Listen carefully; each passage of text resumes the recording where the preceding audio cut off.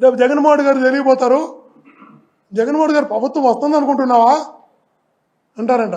అరే ఏ ప్రభుత్వం వస్తుందో ప్రజలు నిర్ణయిస్తారు, మీరు కానిస్టేబుల్ అలా బెదిరించాలా? జగనన్నతో చెవిరెడ్డి కూడా లింక్ ఏంటి అని అడిగారంట. నేను అడుగుతున్నా, ఏ బాబు జగనన్నతో నాకున్న లింకు నిన్న మొన్నది కాదు బాబు, 36 సంవత్సరాల 3 తరాలతో ఉన్న లింక్ నాది.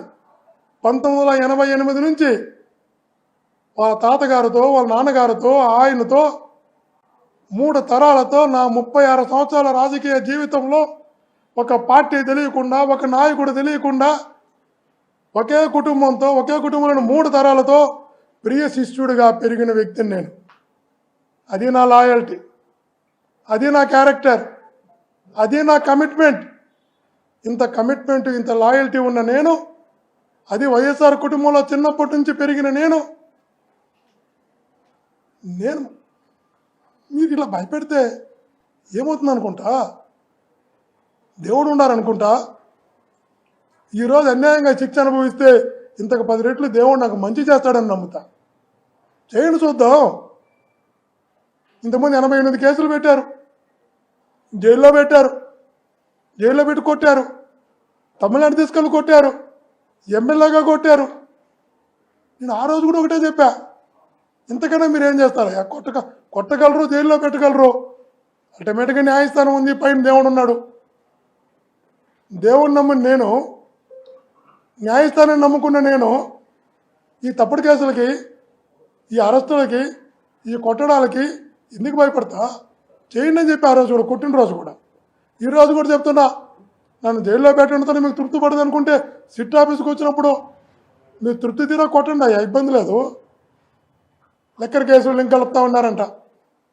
ఇది ఎంత పాపం అంటే, నా జీవితంలో లిక్కర్ అంటే భయపడే వ్యక్తిని నేను ఎప్పుడో 2001లో జెడ్పీటీసీగా పోటీ చేసిన రోజు నుంచి ఈ రోజు వరకు నేను కంటెస్ట్ చేసిన ఎన్నికల్లో ఏ ఎన్నికల్లో అడిగినా కూడా ఒక లిక్కర్ బాటిల్ కూడా నేను ఎప్పుడు ఇచ్చినటువంటి వాడిని కాదు. వేసుకోమని ఏమవుతుంది? ఇది చేయలేదు ఇప్పటికీ. ఏం చేసావు? కొండను దొవ్వావు, ఎలుకను పట్టావా, తోకన పట్టావా, దాని ఈకన పట్టుకున్నావా? నువ్వు మాట్లాడడం ఏంటంటున్నా? గొంగళి దీంట్లో కూర్చొని భోంచేస్తూ నువ్వు బొచ్చేరినట్టుంది. నువ్వే ఒక అవినీతి పరుడివి. నీకు అన్ని డైరెక్ట్ లింక్స్ ఉన్నాయి. పాత 43,000 కోట్లు ఉన్నాయి, 11 ఛార్జ్షీట్లు ఉన్నాయి సిబిఐ, 9 షార్ట్లు ఉన్నాయి ఈడీ. ఇప్పుడు ఇంకా మళ్ళా ఇవి శాండు, ల్యాండు, మైను, లిక్కరు, బోల్డన్ని ఉన్నాయి. ఇవన్నీ దగ్గర కొంటే నువ్వు ఎక్కడ పోతావు నీకే తెలియదు. అక్కడ ఏమున్నాయి?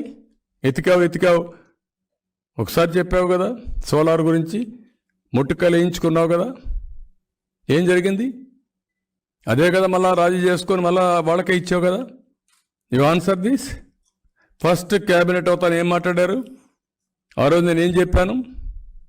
సాక్ష్యాతాలు సహా పెట్టాను కదా. మా పార్టీ వాళ్ళకు కానీ మాకు కానీ ₹1 అకౌంట్కి ఎవరికైనా వచ్చిందా? నీకు వచ్చాయి. షెల్ కంపెనీలు నీవి, ఇప్పుడు కూడా ఉన్నాయి షెల్ కంపెనీలు, నీకు వస్తున్నాయి డబ్బులు ఇంకా. You answer that. కాబట్టి నీతి నిజాయితీగా ఉండలపైన బురద వేయాలి, వేస్తూనే ఉంటాం ఏదో ఒక విధంగా. ఇప్పుడు ఏంటి వాసు, లేకపోతే మన అప్పారావు, ఆదిరెడ్డి 40 ఏళ్ళ నుంచి వ్యాపారం చేస్తున్నారు, ఒక చిన్న చిట్ ఫండ్, దానిపై నీ ప్రతాపం ఏంటి? నీ కథ ఏంటి? నీ పేపర్కి ఎక్కడి నుంచి వచ్చింది డబ్బులు? నీ టీవీకి ఎక్కడి నుంచి వచ్చింది? నీ సిమెంట్కి ఎక్కడి నుంచి వచ్చింది? వాళ్ళ కష్టార్జితం 40 ఏళ్ళది. ఒక బీసీ 40 ఏళ్ళు కష్టపడి ఒక చిట్ ఫండ్ చేసుకుంటే అతని పైన పడి నీ దౌర్జన్యం ఏంటి? ఏమనాలి ఇలాంటి వ్యక్తుల్ని? అంటే ఈ రాష్ట్రంలో ఎవ్వడు కూడా వ్యాపారం చేయడానికి లేదు. వ్యాపారం చేస్తే నాకన్నా రాయిచ్చి అతనికి రాయిచ్చి ఇవ్వాలా, లేకపోతే పప్పం కట్టాలా? కప్పం కడితే ఓకే, లేకపోతే మాత్రం ఎవ్వడు చేయడానికి లేదు.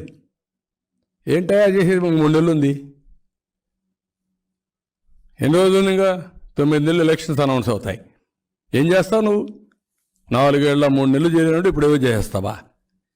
ఎవరికి చెప్తావు ఇవన్నీ? ఎంత హెరాస్ చేసావు? అమరావతిలో ఎన్ని కేసులు పెట్టారు? ఏంటి అసైన్మెంట్ ల్యాండ్లు? ఏంటి ఇన్నర్ రింగ్ రోడ్డు? ఏంటి ఇన్సైడర్ ట్రేడింగ్? ఇన్సైడర్ ట్రేడింగ్ ఉందా?